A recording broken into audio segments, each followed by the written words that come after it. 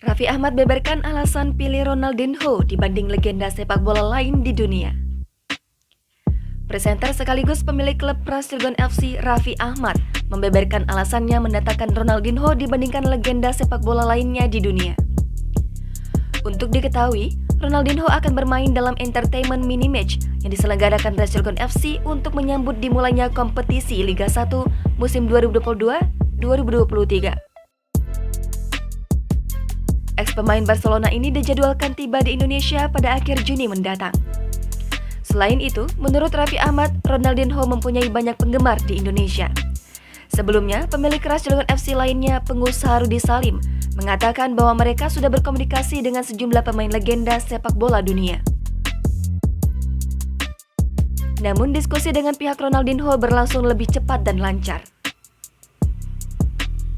Sebagai tambahan, Raffi Ahmad menuturkan bahwa Ronaldinho ingin bertemu Presiden Republik Indonesia Joko Widodo lantaran punya banyak followers di Instagram. Raffi Ahmad sebelumnya mengatakan bahwa mendatangkan Ronaldinho ke Indonesia juga merupakan upaya Pras Cilegon FC untuk membangkitkan dan menggairahkan Liga 1 tanah air.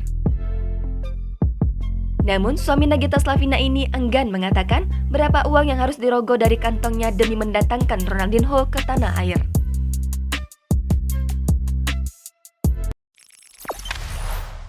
Jangan lupa subscribe, share, komen, dan like ya!